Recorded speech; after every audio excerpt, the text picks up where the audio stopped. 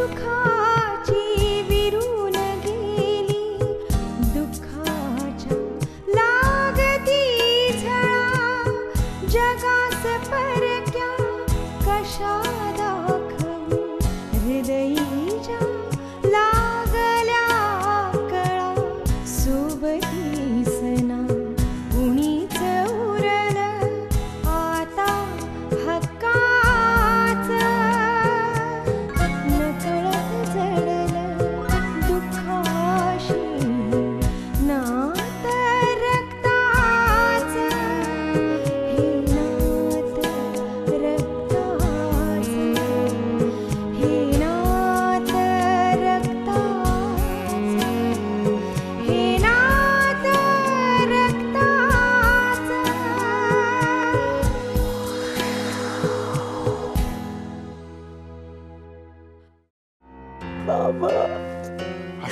बाबा मला बाबा मला काय झालं आशू? काहीच सांगितलं नाही अजून ताईला. पण मी आता विचारणार आहे तिला. हल्ली तू किती वेळा हातपाय धुतेस तुला कळतंय का? कालच्या दिवसात तू 15 वेळा हातपाय धुतले होतेस. पोरीला कसलं दुःख आहे हे कोणास ठाऊक. पण काहीतरी दुःख आहे एवढं नक्की. या विषयावर मला आणखी चर्चा नको आहे. जोपर्यंत अश्विनीला बाळ होत नाही तोपर्यंत आपण सगळ्यांनी तिची काळजी घ्यायची. आपण सगळ्यांनी.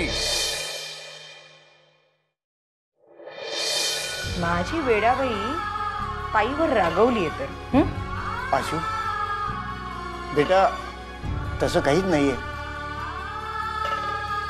बस तू.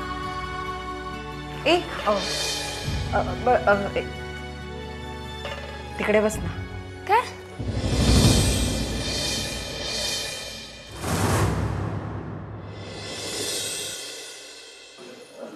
ठीक आहे.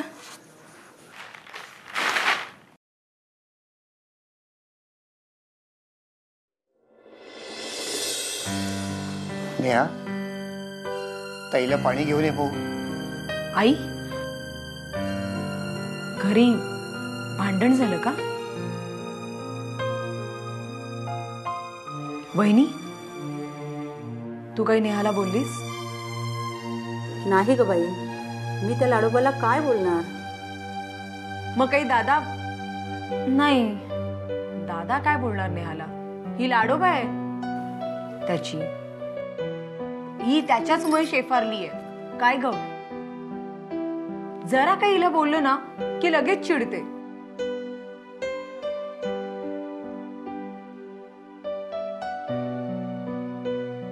हे आई तूच काहीतरी बोलली असणारा. काय बोललीस तू हिला? काही गप्प अशी बसलीये? नाही नाही, मी तिला अभ्यासावरना बोलते एवढंच. आई अगं जसं मी गेले ना माझ्या नवऱ्या घरी तसं एक दिवस हेही जाईल आपल्या नवऱ्या घरी. मग आपल्याला हिची खूप आठवण येईल आणि या ठमाबाईला पण आपली खूप आठवण येईल. आपण हिला सांभाळून घेतलं पाहिजे नाही. आणि काय ग आई जरा बोलली अभ्यासावरून म्हणून काय झालं एवढं रागवायचं? तसं नाही ताई. तू म्हणजे तू. नेहा एक शब्दही बोलू नकोस. जा चालते हो इथून. नेहा बेटा जा अभ्यास करायला जा. थांब नेहा. आई बाबा तुम्ही दोघं नेहाला माझ्याशी बोलून का देत नाही? मी लग्न झाल्यानंतर इतकी परकी झाले का? हा मग मी इथे का हक्काने येते माझं माहेर समजून? जाते मी सांगतो तुला काय झालंय ते. थांबा मी सांगते तिला.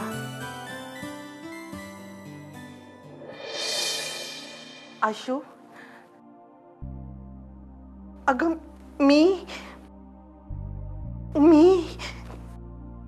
मी तुझी सावत्र आई आहे ग.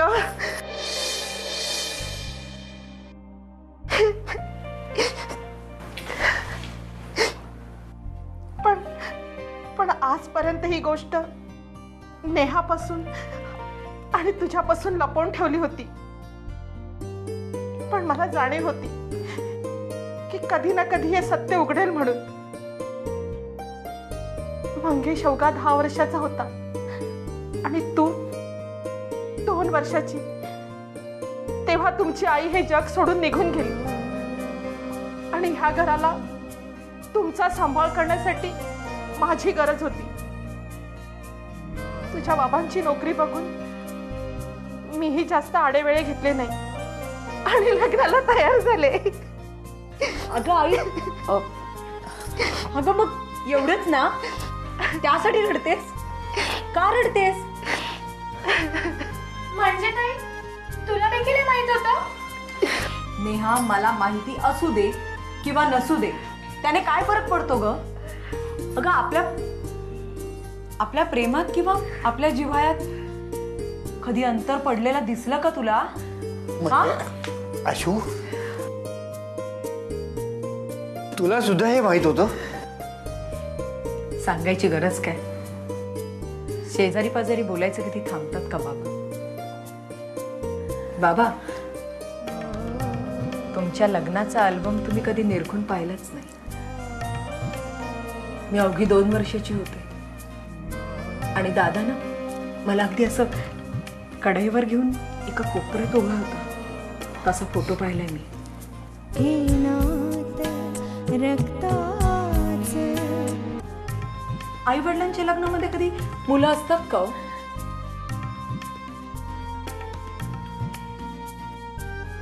आई, खरं सांगू, सख्खी आई आणि सावत्र आई असं कधी मला दादाला तू कधी भासूनच दिलं नाहीस का? खरंच अगं, इतकं प्रेम दिलंस ना, इतकं प्रेम दिलंस की सख्खी आई सुद्धा इतकं प्रेम देऊ शकत नाही. खरंच पुढच्या जन्मी ना मला तुझ्या पोटी जन्माला येऊ दे. किती रडवशील ग मला. खरं सांगू आई, माझ्या आणि दादाच्या नशिबी ना आईचं प्रेमच नव्हतं. आमची आई आम्हाला सोडून देवाघरी निघून गेली. आमची आई तू बनलीस. आम्हाला कधी जाणून दिलं नाहीस की तू सावत्र आहेस. खरंच खूप प्रेम दिलंस ग मला आणि दादाला. त्यामुळे आम्ही तुला कधी दुखावलं नाही. ताई, आय एम सॉरी ताई. मी खूप वाईट आहे ना ग. मी सगळ्यांशी खूप वाईट वागले.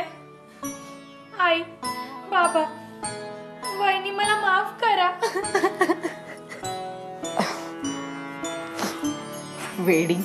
वेडाबाई, तू आमची चिमुकली बायाच ना ग. कसला रडतेस? आणि माफ करा? बरं, मग तुझी शिक्षा एकच आहे. मी तुला मगाशी गिफ्ट आणलं आणि तुझ्या या छोट्याशा नाकावर एवढा मोठा राग होता, तेव्हा तू ते गिफ्ट साधं उघडूनही नाही पाहिलंस. त्यामुळे त्यामध्ये एक छानसा टॉप आणलेला आहे आणि माझ्या टॉपच्या बहिणीने तो टॉप घालायचा आहे आणि आम्हा सगळ्यांसाठी टॉपचा चहा करायचा आहे. ही तुझी शिक्षा. ओ ताई. ताई, आले.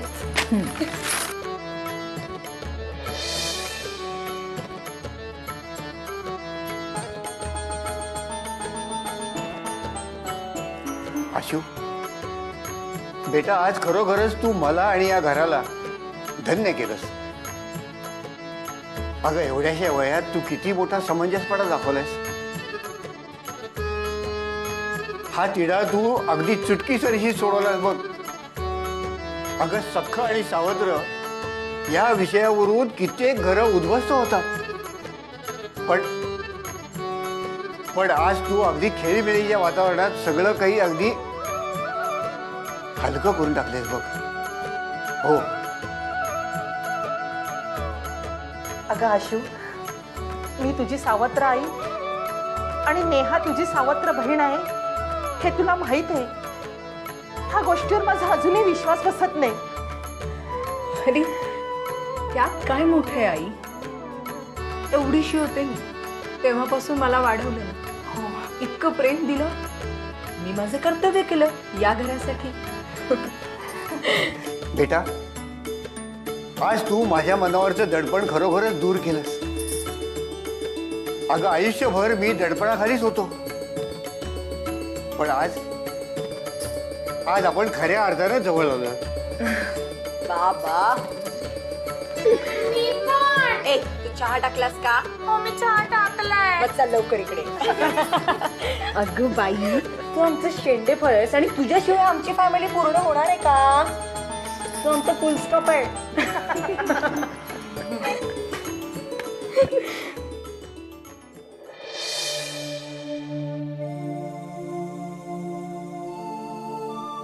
हां हॅलो नमस्कार. डॉक्टर चिटणीसांचं क्लिनिक का? हां नमस्कार, मी अतुल तेंडुलकर बोलतोय. हां मॅडम, मला डॉक्टरांची अपॉइंटमेंट हवी होती. नाही, पेशंटचं नाव आहे अश्विनी तेंडुलकर. ओके. हां मला सांगा कधीची अपॉइंटमेंट मिळू शकेल? सोमवार? मॅडम आज सोमवार आहे. पुढच्या सोमवारी? नाही मॅडम, थोडा उशीर होईल तोपर्यंत. आय मीन मला या त्याच्या आधीची कधीही तुम्ही देऊ शकलात तर बरं होईल. Please please. गुरुवार? हां गुरुवार, फाईन फाईन, नो प्रॉब्लेम. गुरुवारी किती वाजता?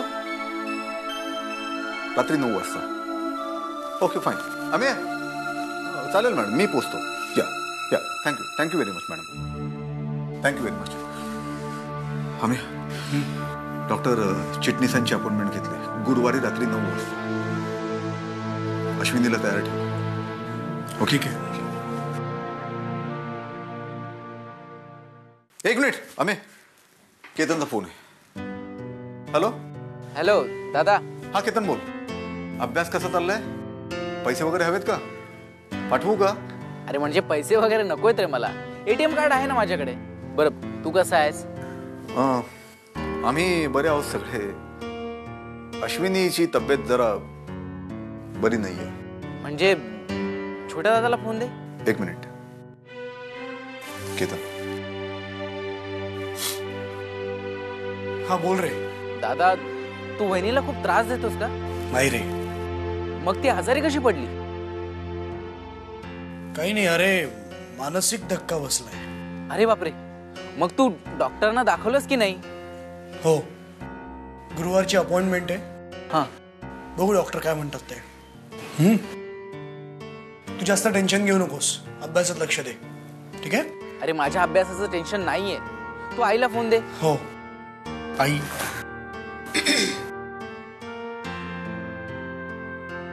हॅलो केतन बाबू, कसा आहेस? तब्येत बरी आहे ना रे तुझी? खूप थंडी आहे का रे तिथे? वेळेवर जेवतोस की नाही? अगं आई, किती प्रश्न विचारशील? रोज रोज तेच प्रश्न. बघ मी आवाजावरून अगदी ओके वाटतो की नाही? मस्त आहे ना? होय रे राजा, तुझी खूप काळजी वाटते मला. लवकर एकदा परीक्षा संपव आणि घरी ये रे. तुझ्याशिवाय घर अगदी खायला उठतं बघ. अगं आई, अजून फक्त 1 महिना, मग मी येतोच आहे. बरं काळजी घे रे बाबा, तब्येतीची काळजी घे बर का. तू तिथे आजारी पडलास तर तुझं बघायला कोणी नाही तिथे. तू काही काळजी करू नकोस, मी अगदी मजेत आहे. बरं नवीन वहिनी आहे का तिथे? नाही, ती तिच्या रूम मध्ये आहे. बरं मग ठीक आहे, मी वहिनीला करीन फोन. चल बाय. बरं बरं ठेव. मी करीन वहिनीला फोन. काळजी घे रे सोन्या. Okay bye. बाय.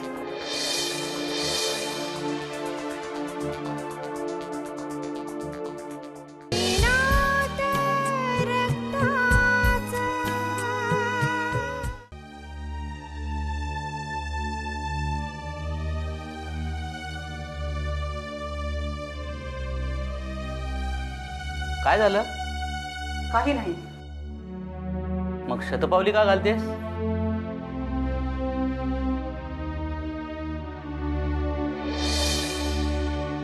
तुम्हाला काय थट्टा सुचते? अगं मग झालंय तरी काय? आज आशू आली होती ना, कशी आहे गती? काही विचारू नका. म्हणजे? मला तर बाई अश्विनीचं वागणंच खटकलं. कशी वागली ग आशू? अहो त्या आमच्यापासून लांब लांबच होत्या. आशू? आणि कोणाला साधा स्पर्शही करून देत नव्हत्या. काय सांगतेस काय तू हे? अहो साधं पाणी जरी प्यायला ना तर तो उष्टा ग्लास 4-4 वेळा धुवायचा त्या. पण का? कोणाच ठाऊक. ताई आजकाल फारच विचित्र वागू लागल्या आहेत. इतका भेदभाव त्यांनी आपल्या बाबतीत तरी करायला नको होता. हां, आता त्या श्रीमंत झाल्या म्हणून काय झालं? जुने दिवस त्यांनी विसरावेत का? नाही नाही, अशू अशी जाणून बुजून वागणारच नाही. नक्कीच तिला काहीतरी प्रॉब्लेम झालेला असणार. अहो पण त्या बोलायलाच तयार नाहीत तर आपल्याला प्रॉब्लेम कळणार तरी कसा? आता आपणच त्यांची जवळची माणसं ना, मग त्यांनी आपल्या जवळ तरी मन हलकं करायला नको का? बरोबर बोलतेस तू. मला तर बाई ही भीती भेडसावते. इतकं चांगलं घर तिला मिळालंय, तिकडे काही प्रॉब्लेम होऊ नये म्हणजे झालं. You are right. आता ते देखील हाडा माणसाचीच माणसं आहेत ना, ते देखील किती समजून घेणार ताईंना. हो, हे तुझं खरं आहे. आता तुम्ही एक काम करा, एकदाच आशुताईंशी बोलून घ्या. ह्या प्रकरणाला एकदाची वाचा फोडा. मोक्ष मोक्ष लावून टाका अगदी ह्या प्रकाराचा. ठीक आहे. हो.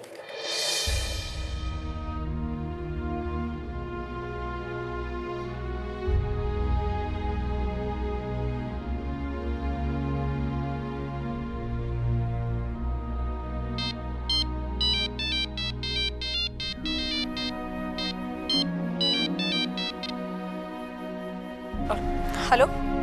हॅलो. हॅलो दादा. आशू, कशी आहेस तू? मी बरी आहे. तू कसा आहेस दादा? हा, मी बरा आहे. आणि काय ग आशू, काल आलीस आणि मला न भेटताच निघून गेलीस? अरे हो, काल ते मला अचानक माझ्या घरी एक महत्वाचं काम आहे असं आठवलं आणि मी तिथून तातडीने निघाले. काय झालं आशू? काही काळजी करण्यासारखी तर गोष्ट नाही ना? म्हणजे तुझ्या सासरी काही प्रॉब्लेम झाला नाही ना? नाही, तसं नाही दादा. मग इथे सगळं ठीक आहे. नक्की ना? हो हो ना. हो. मग तुझा आवाज मला असा कातरल्यासारखा का वाटतोय? नाही रे, तसं काही नाही. मला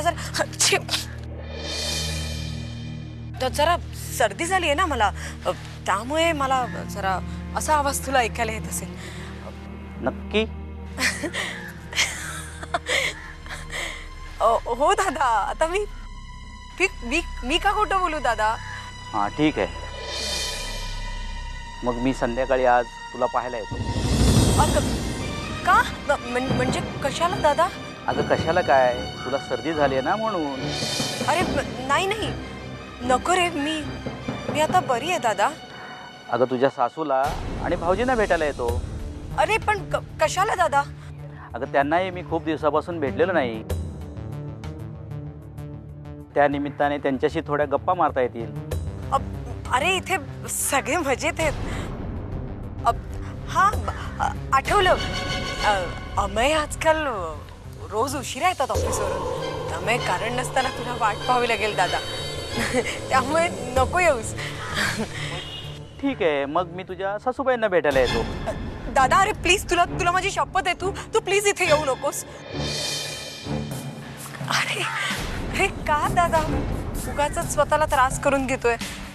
त्याची गरज नाही. अरे त्यांची तब्येत बरी आहे. तू उगाच स्वतःला त्रास नको करून घेऊस. अगं हो ठीक आहे, मग मी नाही आहे. पण तू तुझ्या प्रकृतीची काळजी घे बरं. हो मी घेईन. मी दादा फोन ठेवू? अगं बोल ना माझ्याशी काहीतरी.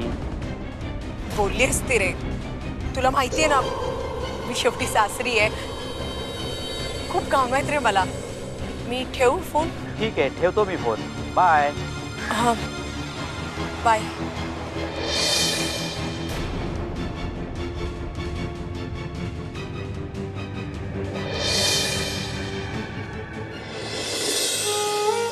हल्ली खरंच मी खूप विचित्र वागायला लागली का? सगळ्यांनाच माझं वागणं खटकतंय. आता सर्वांना हे कळून तर चुकलं नाहीये ना की मी HIV पॉझिटिव्ह आहे? नाही, कोणालाच हे कळलं नाही पाहिजे. पण तरी चुकून कळलं तर?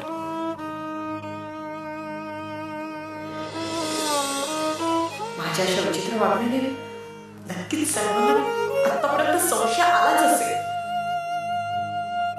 आता मला स्वतःला सांभाळायला हवं. नाहीतर मी HIV पॉझिटिव्ह सगळ्यांना समजेल आणि मग सगळे मला टाळतील. तेव्हा काय करू रे मी?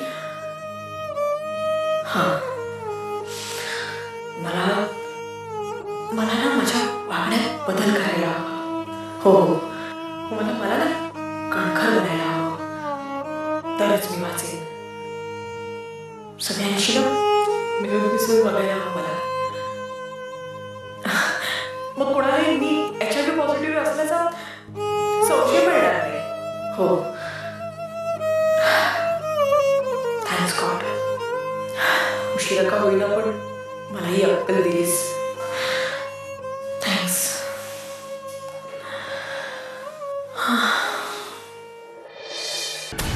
सुधा बोलत होती तेच बरोबर आहे. नक्कीच आशूचा काहीतरी मोठा प्रॉब्लेम झालेला आहे. चक्क मला येऊ नको म्हणाली. आशूचं हे वागणं फार विचित्र वाटतं, पण आशू अशी विचित्र का वागते शोध घ्यायला हवा आहे.